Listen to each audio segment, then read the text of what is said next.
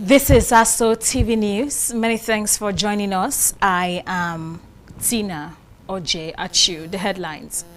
Vice President Kashim Shettima leads mourners at Buhari's third Fidal prayer. FCT natives call for establishment of Indigenous Peoples Development Commission. Federal Medical Center Jabi launches 3 days free cervical cancer screening. And Nigeria Immigration Service to roll out fully digital combined expatriate residence permit and aliens card application portal from August. And now the news in detail. Vice President Kashim Shettima, Governor Diko Radda of Katsina State and Babagana Zulum of Borno State led other mourners to Daura for the Fidal prayer for the late former President Muhammadu Buhari in Daura on Wednesday. Other top dignitaries at the prayer are former Vice President Atiku Abubakar, Governor of Anambra State and the presidential candidate of the Labour Party in 2023, Peter Obi, and other former Governor of Kaduna State, Nasir El-Rufai. The event featured recitations of the Holy Quran, prayers and charitable acts to be performed on behalf of the deceased. The gathering offered prayers to God Almighty, asking Him to grant the late former president eternal rest and admit him into a Jannah Firdausi. They also prayed for the restoration of peace and for a reduction in food prices to levels affordable for ordinary citizens. They further offered prayers for God to guide Nigerian leaders in the right direction.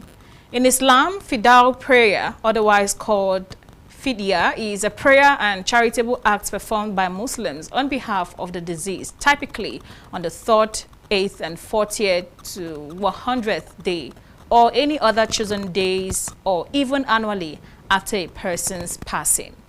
It's a way for relatives and friends to seek forgiveness for the deceased's sin and ask for Allah's mercy and blessings. In his remarks after the prayers, Vice President Shettima advised people to consider themselves as travelers who would all return to their various homes. The death of Buhari, according to him, is not only a loss to Daura or Katsina State, but also a general loss to the nation and the entire African continent.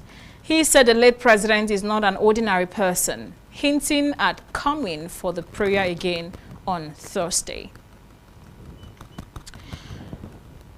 Saudi Arabia has extended heartfelt condolences to the government and people of Nigeria following the death of former President Muhammadu Buhari. Custodian of the 2 holy mosques, King Salman bin Abdulaziz and Crown Prince and Prime Minister Mohammed bin Salman bin Abdulaziz Al Saud both sent formal cables of condolence to President Bola Ahmed Tinubu, expressing sorrow over the passing of the former leader. King Salman conveyed his deepest condolences and sincere sympathy in a message released on Monday. Crown Prince Mohammed bin Salman echoed the sentiment in a separate cable, highlighting the respect and historical ties between the Kingdom of Saudi Arabia and Nigeria. The Crown Prince praised late Buhari's decades of public service, particularly his leadership in strengthening Nigeria's political stability and national security.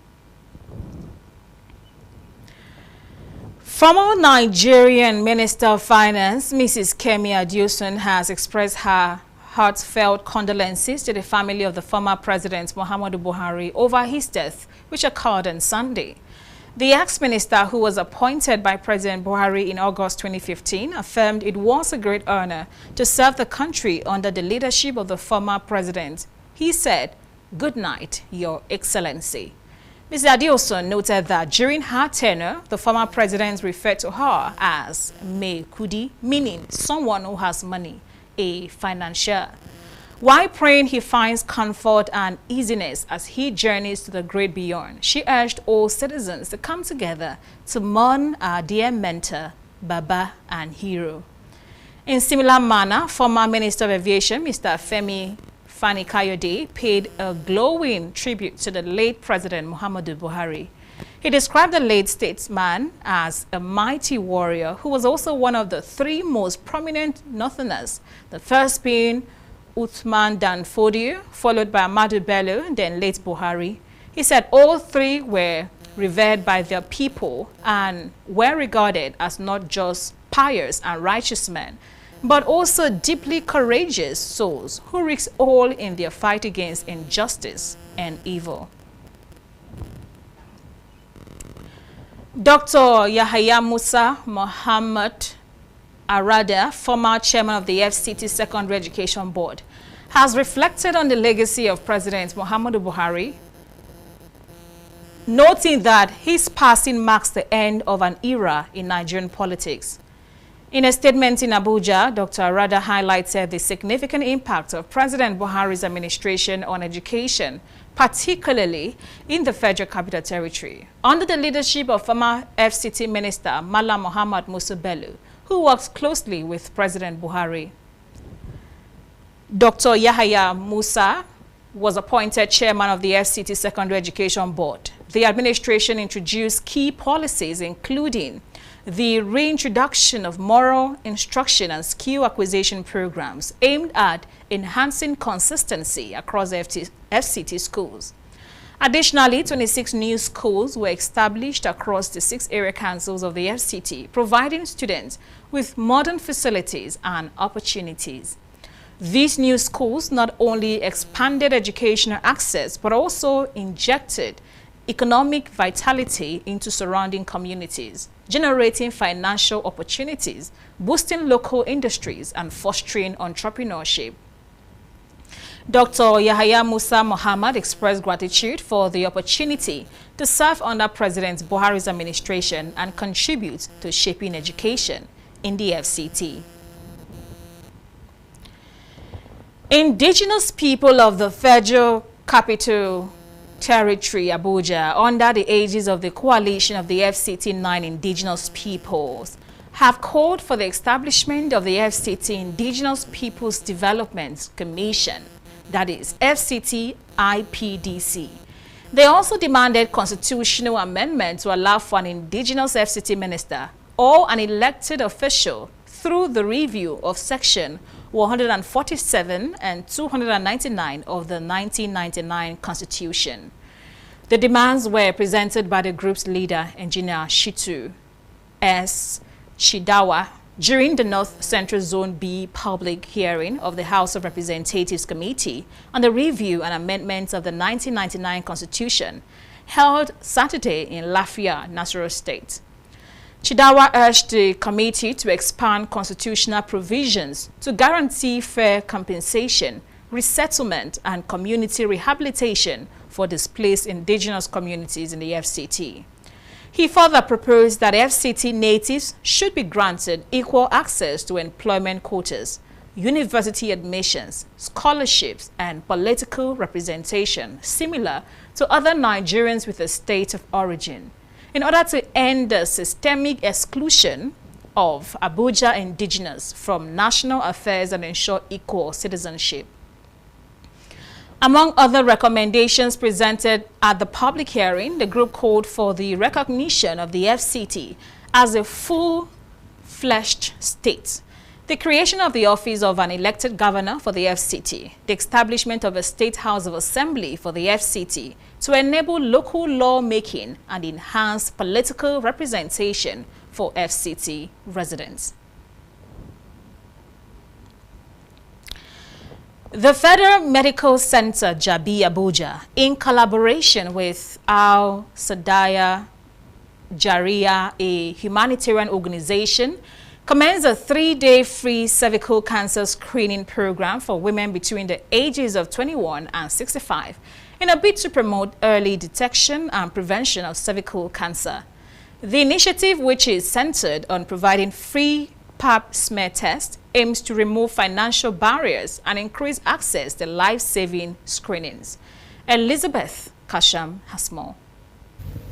Speaking on the initiative, the Chief Medical Director of FMC Jabi and the Chairman of the Board of Al Sadaka Jariya, a humanitarian organization, Professor Saad Ahmed, emphasized the importance of preventive healthcare in saving lives. He affirmed the organization's commitment to humanitarian medical interventions that empower communities and strengthen public health systems. Dr. Juliet Ofo, who is an obstetrician and a gynecologist at the FMC Jabi, in an interview, harped on the importance of adopting both primary and secondary prevention strategies in the fight against cervical cancer. Okay, so because as I said that it's from sexual intercourse. Then there are other risk factors because the human papillomavirus is gotten through sexual intercourse. But there are other risk factors that will make it to persist. So now this age we brought it out. So if women, at least we expect that at least a woman should at least have one screening in their life. All right. So now, and that's what WHO said. At least only woman should have one screening in their life.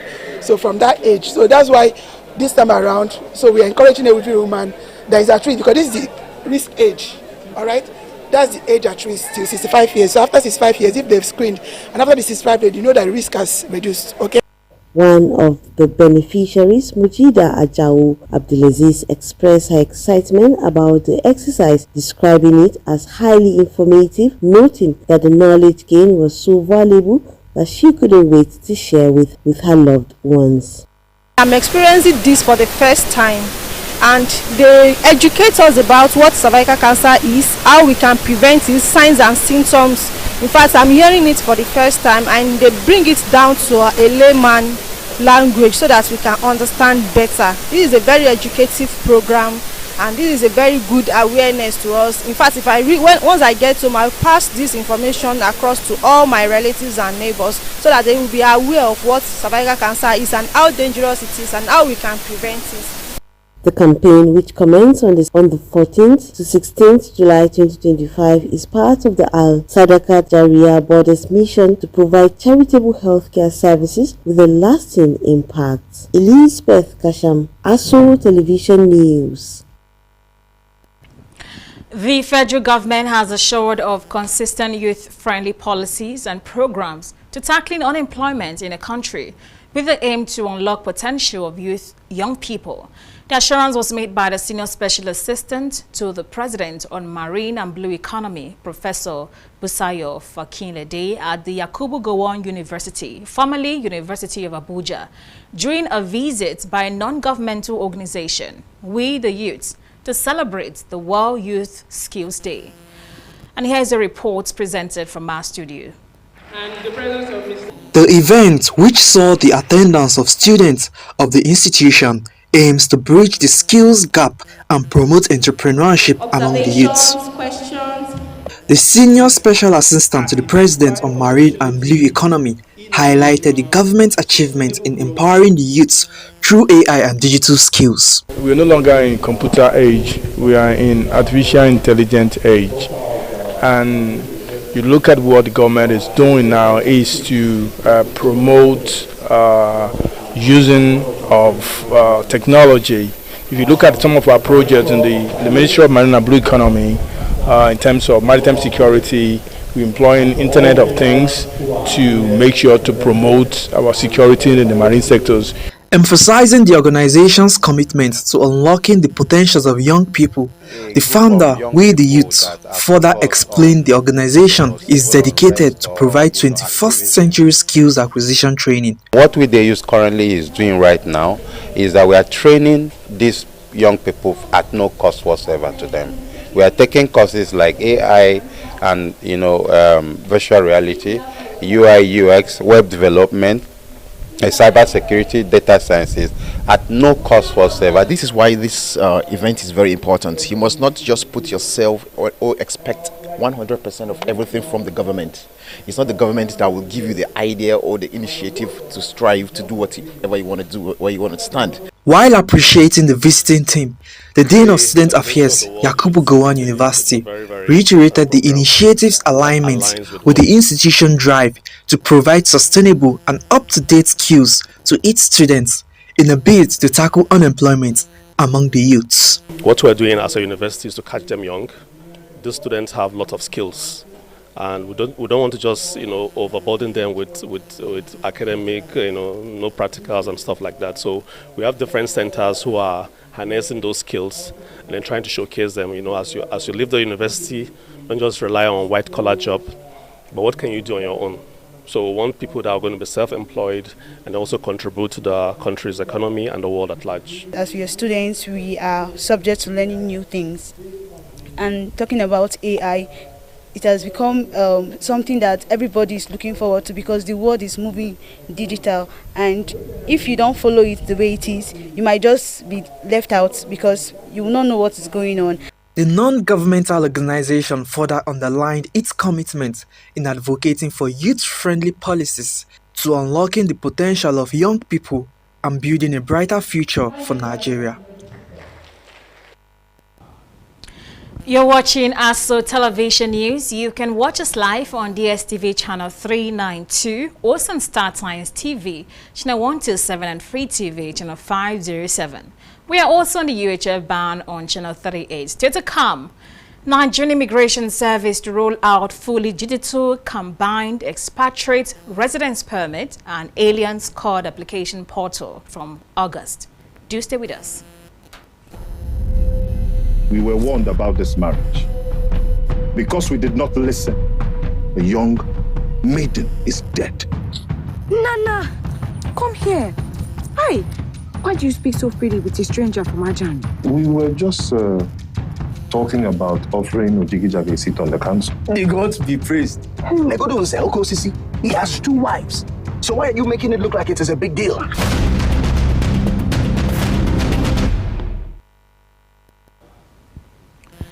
Thanks for staying with us. The Nigerian Immigration Service has announced a significant upgrade to its expatriate application system. Starting August 1st, 2025, all applications for the combined expatriate residence permit and aliens card will be submitted exclusively online through the new digital platform. A statement issued by the Service Public Relations Officer, Assistant Controller of Immigration Service, Akinlabi Akinshola in Abuja said, this move is part of the federal government's effort to reform and modernize immigration processes. The online portal aims to enhance transparency, efficiency, and user experience. The statement added that physical SEPAC forms will be discontinued by July 31st, 2025, and applications submitted after July 31st, 2025 must be done online. Applicants with paid but unsubmitted physical forms should complete and submit them before the deadline to avoid loss of application status and payment, while companies and individuals sponsoring expatriates are advised to complete pending submissions within the stipulated time frame. The NIS emphasizes that there will be no exceptions and any unsubmitted forms after the deadline will be rendered void and invalid. For inquiries and correspondence, please contact the NIS Public Relations Office.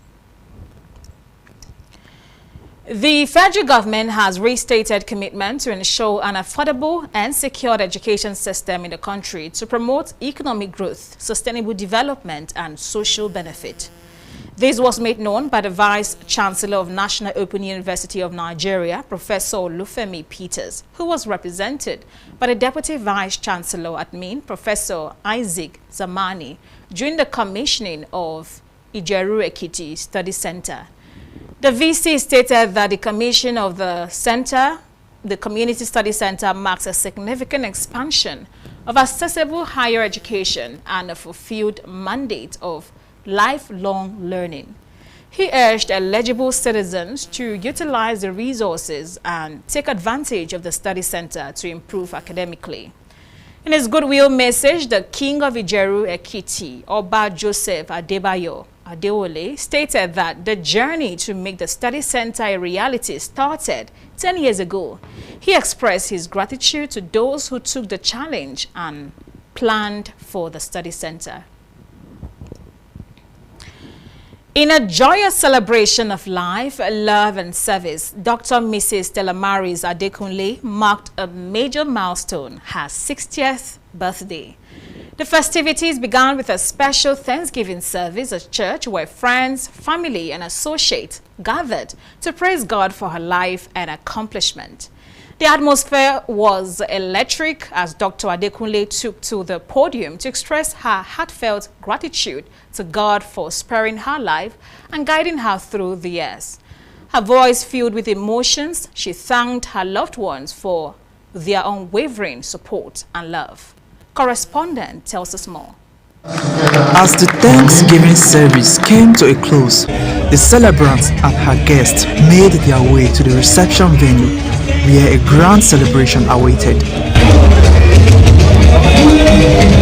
The venue was abuzz with excitement as friends, family and associates gathered to cut the cake and shower Dr. Adekunle with love and appreciation. Oh, I feel happy. I'm really grateful to God that I'm celebrating 60 and I'm still feeling like I'm 20 or 30 years old because I can feel strength in me. I don't feel tired.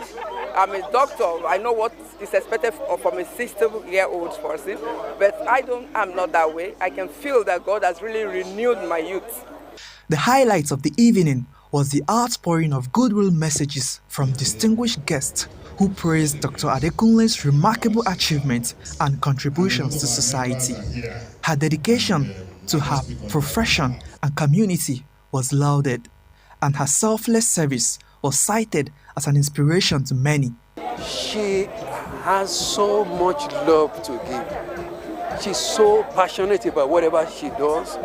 She cares so much about other people. She gives everything about herself to her friends, to her family members, to her loved ones, to the extent that she goes to every length to make sure that things are good for the greatest number of people around her as she possibly can.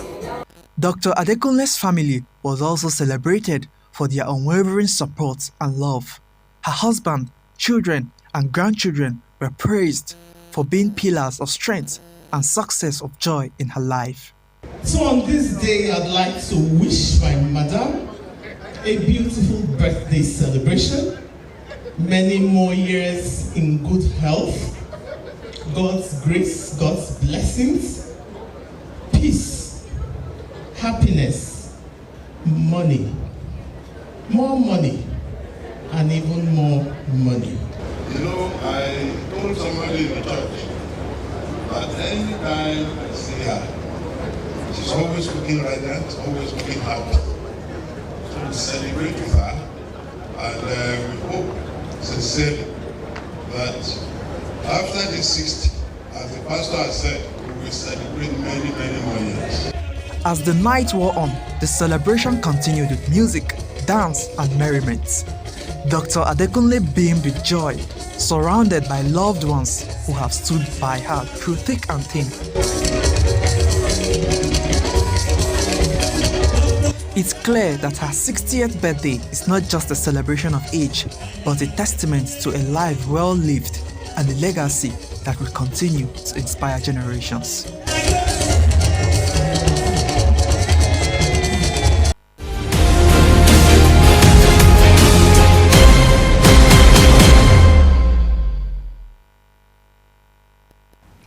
The Minister of Industry, Trade and Investment, Dr. Jumoke Oduwole, has commended Small and Medium Enterprises Development Agency, SMEDAN, for its guidance, resources, opportunities and workforce initiative, which is a bold, people-focused initiative that seeks to support micro, small and medium enterprises in Nigeria. A statement signed by the head corporate affairs to the SMEDAN, Mr. Moshulawa, disclosed that the minister gave the commendation when she paid a working visit to the headquarters of the SMEDAN in Abuja, where she conducted an extensive inspection of the agency's common facility centers dedicated to garment production, furniture making, recycling and food packaging. While expressing appreciation for the tangible progress made by the SMEDAN under the leadership of its Director General, Mr. Charles Odi, the minister acknowledged that the Grow Nigeria strategy directly aligns with and advances the Nigeria First policy championed by President Bola Ahmed Tinubu. She explained the Grow Nigeria framework is a transformative model that encapsulates the vision of President Tinubu's Renewed Hope agenda by promoting made in Nigerian goods and supporting value addition across the MSME sector. In his remarks, the Smedan boss reaffirmed commitments of the agency to creating an enabling environment MSMEs through strategic partnerships, enterprise support services, and sustainable industrial clusters across the nation. According to the statement, the visit reinforced the continuous commitment of the Federal Ministry of Industry, Trade and Investment to support Smedan in unlocking the full potential of Nigeria's MSME ecosystem as a key driver of inclusive economic growth and sustainable development. And the Turkish community in Abuja, Nigeria, on Monday gathered to commemorate the 9th anniversary of the July 15, 2016 failed coup attempt in the Republic of Turkey. The event marked a moment of reflection on the residents of the Turkish people and their government in the face of an attempted overthrow orchestrated by the Fethullahist terrorist organization and its U.S.-based leader, Fethullah Gulen. A solemn gathering brought together Turkish nationals, diplomats, Nigerian government representatives, and friends of Turkey to honor the memory of over 250 people who lost their lives resisting the coup. The ambassador-designate of Turkish to Nigeria, Ambassador Mohamed Pero, in his remarks, recounted how FETÖ operatives had infiltrated key state institutions, particularly the military, police, the judiciary, with the goal of gradually eroding the power of the legitimate government. I would like to thank once again for your presence here today in our embassy. We are grateful to you, dear friends, for sharing our feelings in the anniversary of this attempted coup, a direct threat to democracy and the will of our people in Turkey. Thank you very much.